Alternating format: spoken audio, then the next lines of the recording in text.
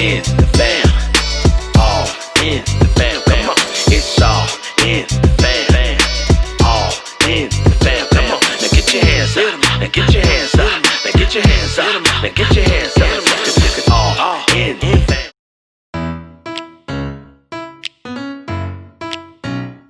So what's up? I'm Draylon Lee, a proud graduate of Alabama State University, where I obtained my Bachelor's of Science in Business Management. I am 23 years old, and I graduated in fall of 2019. Hi, my name is Jada McIntosh. I am 24 years old. I graduated from Clark Atlanta University in 2018, and my major was mass communications. Hello, my name is Dr. Tani Brown. I am 44 years old, and I am a proud graduate of the real LU, Lincoln University of Jefferson City, Missouri. I graduated with my bachelor's degree in political science in May of 1998 and my master's degree in sociology from that same institution in December of 2000. Hi, my name is Brandy Williams Acevedo. I'm 42 years old, and I am a proud class of 2000 graduate of Spelman College. Hi, my name is Mariah Ruth, and I am a graduate of the illustrious, most celebrated, the very first HBCU in Maryland, Bowie State University. Yay! I'm 24 years old, and I graduated with a Bachelor of Science with Communications, and my focus was public relations, and I'm going back actually to pursue my master's degree in the fall. So y'all pray for me. Good afternoon. My name is Clayton Olarvia. I am 36 years old. I am from graduated from Morehouse College in 2008, a long time ago now. My major was political science. Hello, my name is Janet Wright Moore. I am 56 years old. I attended Hampton University. I started in 1982 when it was still Hampton Institute. My freshman year, the name changed to Hampton University. And I majored in early childhood education and special education. So I had a dual major. My name is Dion Huddleston. I'm 21 years old. I currently attend Xavier University of Louisiana. I'm a rising senior, and my major is psychology, and I minor in pre-law. Hello, my name is Dr. Femi Skanes. I'm 41 years old, and I attended Tennessee State University. I am a proud 2001 graduate of Tennessee State University.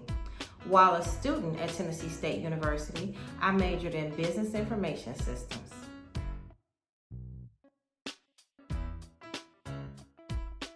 I went to a community college, and I wanted to continue my degree after taking the African American history course. And I was just like, oh my God, I want to be educated by people that look like me and people that are smarter than me. So I chose HBCU.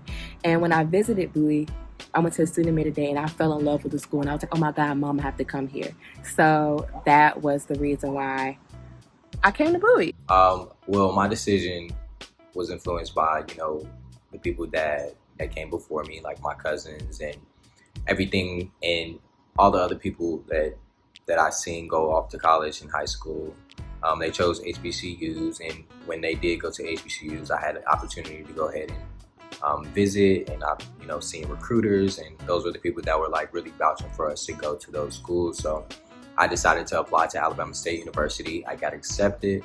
I did not attend Alabama State University at first initially, but I ended up there. I graduated from there. My cousin, she went to TSU, and she helped me like with that whole process of getting through what an HBCU was, what it does for you as an African American today. And yeah, that's why I chose my HBCU. One of the things that motivated me to go into specifically Lincoln University, but overall HBCU, was due to my grandparents going to Lincoln University, my great aunts going to Lincoln University, and it being close to home. In addition, I grew up during the time of the Cosby Show and the different world, and seeing that camaraderie and seeing that that whole person being developed by an HBCU via those television shows were something that solidified what my family had shown me, and so I wanted that experience. Growing up in a predominantly Caucasian environment, I really, really desired to be at an institution that I felt like I was the majority, like I felt like I was heard. Yes, there were a wealth of diversity amongst people of color at the university. And even though we may have come from different cities, different rural or urban, different countries, I still felt that camaraderie because of that connection to being Black. When I was in high school, I got a chance to go on a couple of different college tours with my church. And we pretty much went all over the country. You know, we did the DCs, we did the Virginias, North Carolina, South Carolina. The second tour I got a chance to go on, though, the third school on that tour was Morehouse. Walked on campus, and the first thing you notice is you just see a sea of Black men, some in suits, some in like relaxed clothes, but just about business, trying to do something. And in having that experience and seeing that coming from Chicago, I was like, this is dope. This is really cool. This is something that I want to be a part of. And to be frank, right after that college tour, I think I called my mom like either that night, the next day. I was like, yeah, I'm going to Morehouse. And that was all she wrote.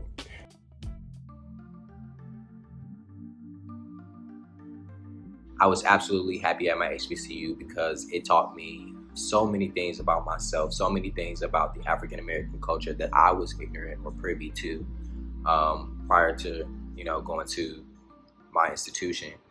Also, it made me feel like a community like no other, an African American community that wants to thrive. A bunch of people who are tunnel vision, so focused on their goals and just moving forward and forth, and that's something that I like to see and be a part of, and that's something that helped me grow. So I was very happy with my HBCU. So at first, when I first got there, I was not happy. I feel like because it was a new environment, and so I was really trying to adapt and adjust.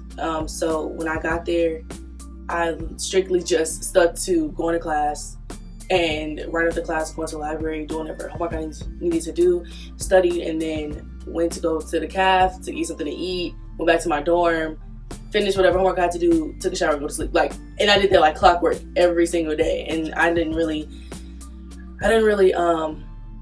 try to get out there and make new friends. I was really trying to be to myself. And then, when you enter college, I start off with one friend group, and then depending on how your college experience goes, it, maybe trickles down, maybe expands, you never know. But with my situation, it was deteriorating, and I was in the middle of everything. So I wasn't happy.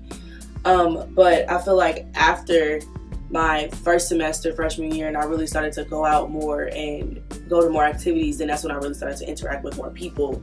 And then that's when I started to find my group of friends. As you can tell, I was very happy in Hampton. No, that's not true. I was happy, and I was also homesick because I was so far from home. I couldn't come home, and couldn't go home like most of my contemporaries. Most of the other students, they were from the East Coast, and because money was tight, I would have to go to my grandparents who lived in Philly for Thanksgiving, and I did get to go home at Christmas time. And so I got really homesick because Virginia is a lot different than Chicago. But for the most part, I was happy because I met lifelong friends there.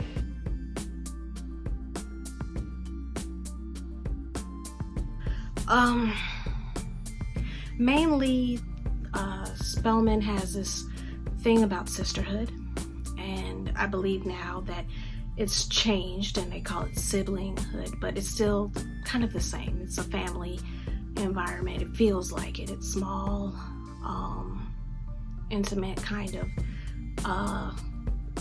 The teachers looked out for us, at least they did back in my day in the 90s. It was just, I don't know, an environment where you could just grow and come into being. You learn about yourself, you learn about others, you learn about the world and how you want to be a part of it and what you can do with it. And Spelman is really good at encouraging its students to change the world. I mean, in fact, that's like one of the mottos now. That's a choice to change the world. So that was really good, and it was just always inspiring.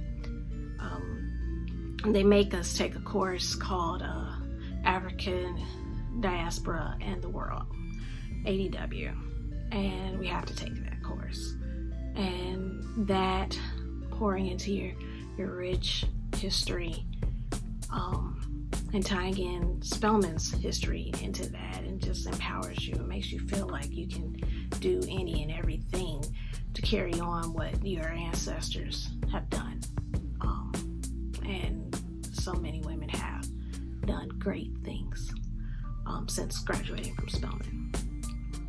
Some of the strengths of Tennessee State University is the family feel, it's the strong alumni network, and the business program, like I said, is a really strong program. And so it was actually back in the late 90s, early 2000s, not a lot of universities were necessarily offering information systems, or it was coupled with computer information systems. Tennessee State University was one of the few programs that had the dual business information system. So it had a strong emphasis on business while also the information systems background. And so it was a major that I was interested in, and it was really, that was for me one of the strengths of the program. Morehouse puts you in an environment with a sea of Black men. And what's really, really cool about that is sometimes you feel like we're all kind of cookie cutter, we're all the same. And there is, the big argument is there's no diversity at HBCUs. And I would tell people that's the biggest misconception that you'll ever find. You had men from like different cities, different countries, different backgrounds, different religious beliefs, different socioeconomic backgrounds, all in one place at one time. And I think one of the strengths is it nurtured understanding from all of those individuals. And one of the really great things about Morehouse is Morehouse kind of teaches their students that there's always something to espouse to. There's something that you have to reach. There's some goal really that never really ends, that you should always strive for. And all of the student body kind of embody that. All of them take that to heart and understand that, Mother Morehouse has a crown. And in order to reach that crown, you have to do what you must for society and for Black people to help them better themselves.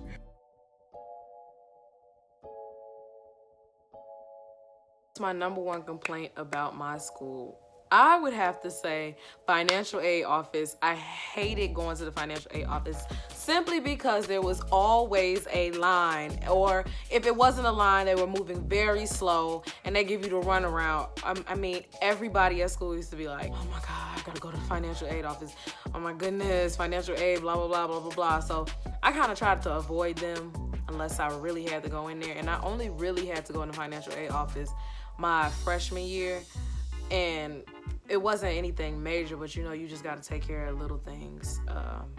So financial aid office would have to be my number one complaint about my school. Number one complaint about the food of the school was the food. The food was, it wasn't that great. And there was, at the time, I didn't have transportation until like my junior year. And so there were no buses running after hours, and what you got on campus was what you had. You had to walk a long way to get to the grocery store, and so that would be my complaint about the school. Also, something that's pretty major to me was the sense of having to assimilate.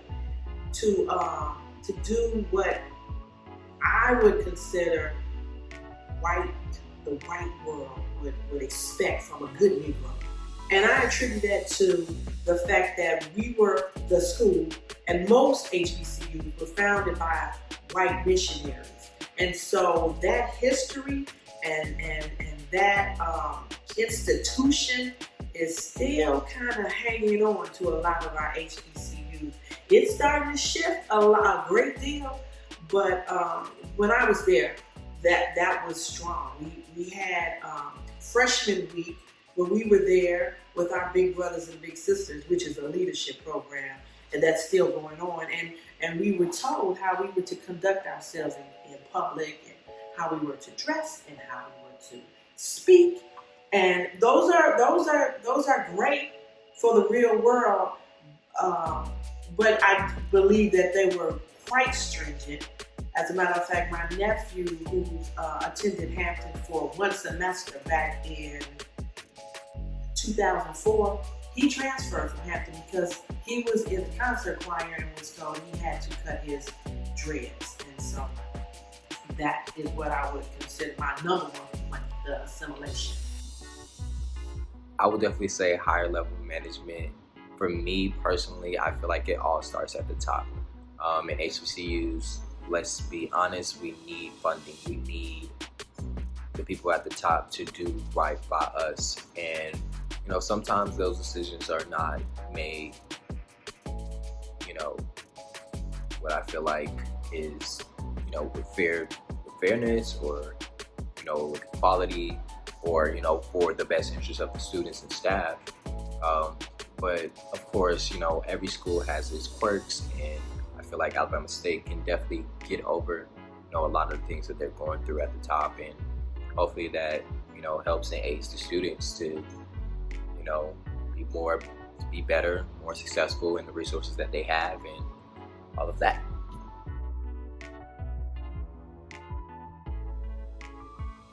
Okay, so technically, my first day was during orientation because I didn't visit Xavier until like the year that I was going there.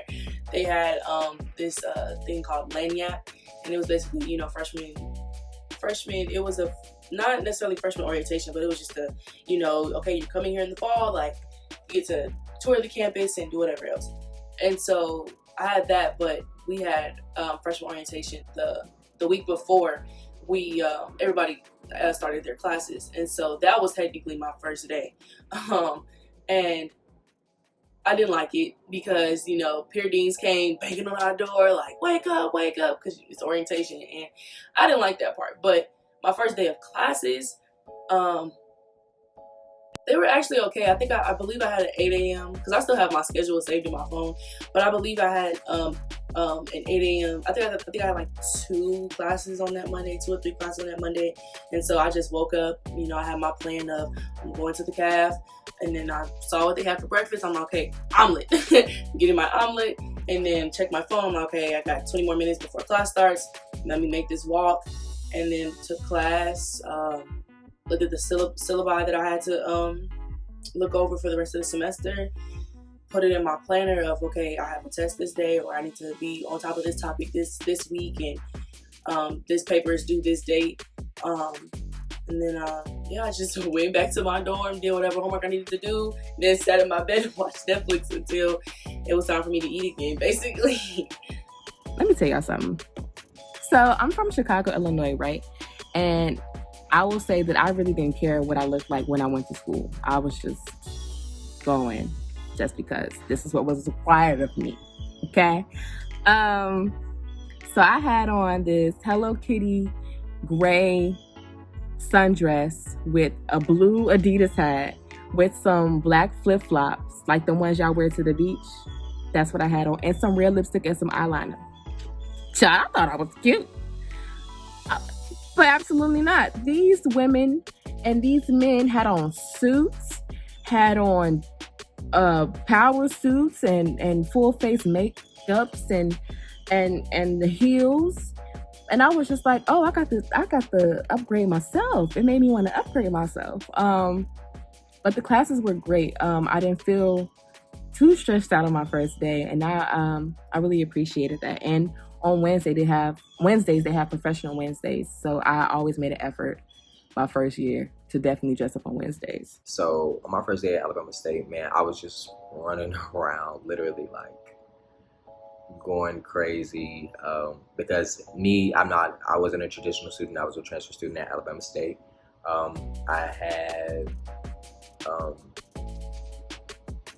had the privilege of having someone else, help me out with the whole process of moving in and everything, just going to housing for me while I'm registered for classes, or me going to housing and they're registered for classes for me, and just dealing with that.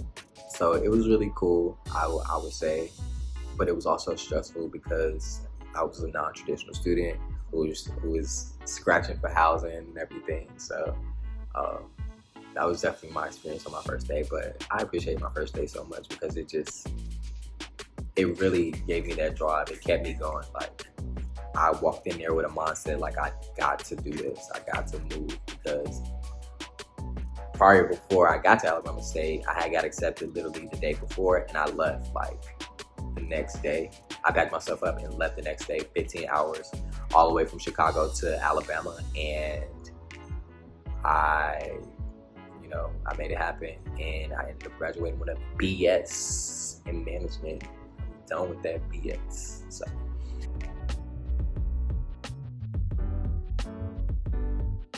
I was extremely satisfied with my academic advising. As I said before, the administrators, the teachers, they grabbed hold of you. They wouldn't let you go. They wouldn't let you fail. They wouldn't let you stay in the dumps. They wanted you to always be excellent, and so they ensured that they advised you, that they sought you out if they hadn't seen you, and that they supported you. I would say that I'm very satisfied. One, the reason being is that we get 2 academic advisors, one as our freshman year, and then when you become a sophomore, you get the one that's dealing with your major courses. So freshman year is like the gen ed.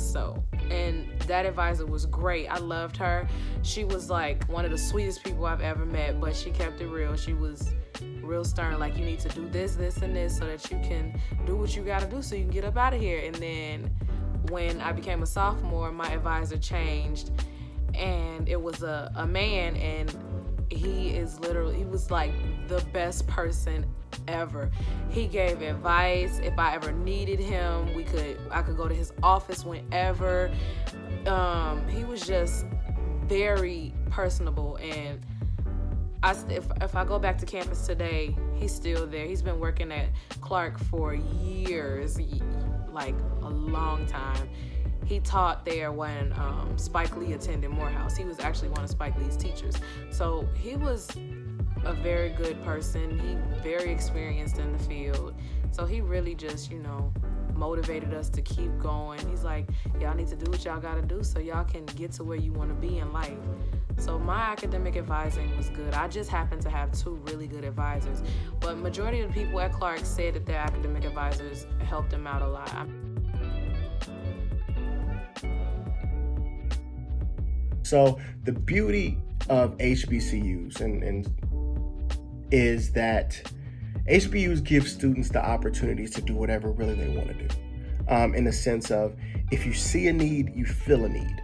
And for Morehouse specifically, I have friends who wanted to build safe space for a safer space and a more vocal space for the LGBT community. So they started their own organization.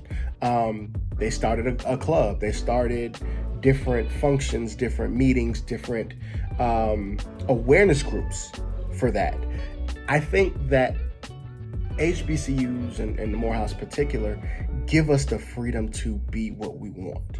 So that means if you want that opportunity to be put in a leadership role, you have that opportunity. If you kind of don't, and if you want to just, hey, I'm more of a behind the scenes person, you have that opportunity. The beauty in all of this is be willing to step out and figure out who you are, of course, but also be willing to do some things that you may not have done previously.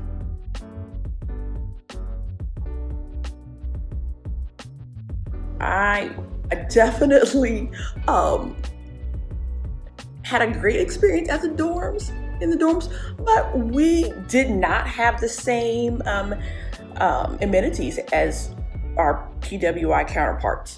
We didn't. I remember we lived in Dawson Hall. Dawson Hall is now co-ed in Lincoln University, but Dawson Hall, there were 10 stories, and we had to share one microwave. One of 10 stories of just women. And so we weren't allowed to bring in refrigerators or microwaves, so we had to sneak them in.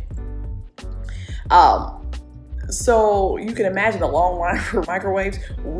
At that time, we did not have cable in each individual room. And so I was fortunate enough to have a TV.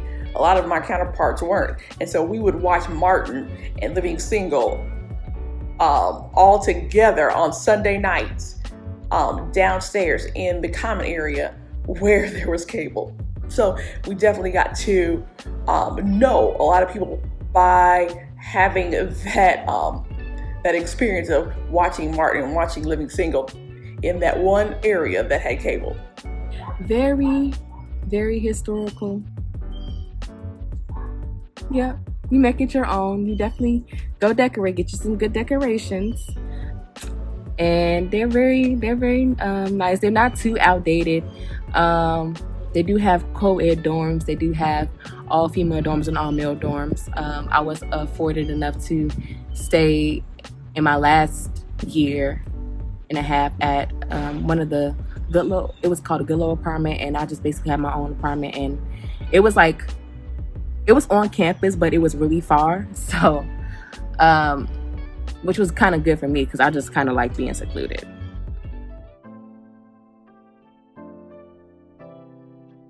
So the social scene at Tennessee State University was amazing in so many different ways. Of course, HBCUs always have the attraction of fraternities and sororities. I am a proud member of Delta Sigma Theta Sorority Incorporated, the Alpha Chi chapter at Tennessee State University. But there were so many other things that students could get involved in. I was also a member of business organizations. And so the social scene, I think that not only did we have a lot of fun on the yard, but they also prepared us to be leaders. And as a school, they pushed leadership in general. Students participating in student government and running dorms, and even, my freshman year, I was in something called a Chicago Club, where I met other students from Chicago, and it was another network. And so the social scene, it definitely had its bonuses. We had a lot of fun, but along with the fun, we learned a lot and we became leaders. The benefit of being a Morehouse student is Morehouse is in the Atlanta University Center, for anyone who doesn't know. The Atlanta University Center houses Morehouse, Spelman, Clark Atlanta University, and at one point in time, Morris Brown College. There is nothing like it. Of course, there's going to be a little bit of rivalries, of course, school spirit, but to be able to say I am able to just walk across the street and fellowship with students from Spelman, go a little bit further down the street, fellowship with students from Clark Atlanta, is the most wonderful experience ever. Like, I had a ball. Sometimes I had a little bit too much fun, but you live and you learn.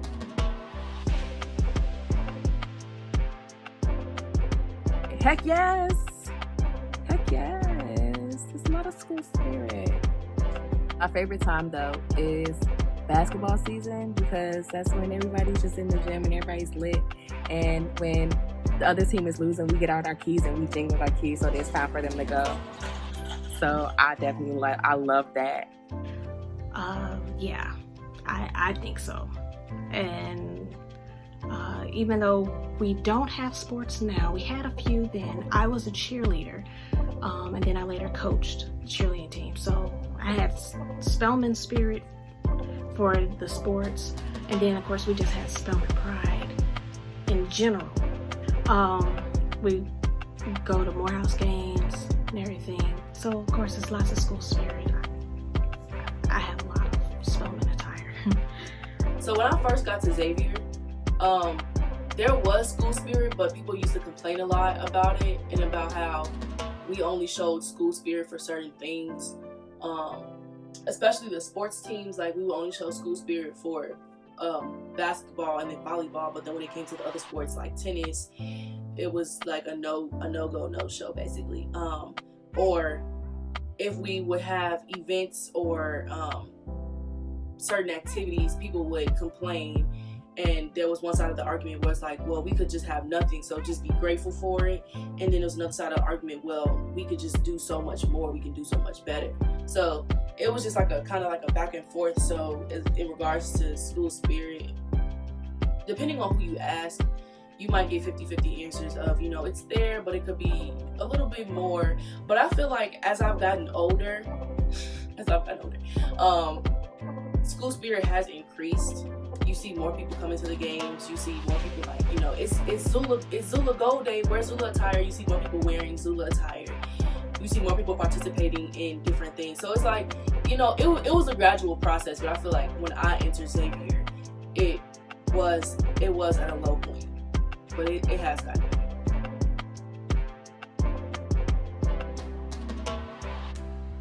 The advice I would give to someone choosing to go to an HBCU or thinking about going to an HBCU, I would say, you know, just do what's best for you. Don't go because other people are trying to force you to go, or it has to be a decision that you make on your own. I don't want anybody to think that because you are black, people are like, you're black, you need to go to an HBCU. I think that all black people should experience HBCUs because it's an experience like no other. You literally won't find another environment like that. And you're so young and impressionable. You're trying to find yourself, and that environment helps you grow to be the person that you are. I can testify that I probably wouldn't be the person that I am without going to my school. It grounded me. It made me who I am. And I feel like it gave me a sense of pride as being an African American woman. I would say just, you know, make your decision wisely. I mean, but I don't doubt any HBCUs. I think they're all wonderful, but pick which one is best for you if you do decide to go to one.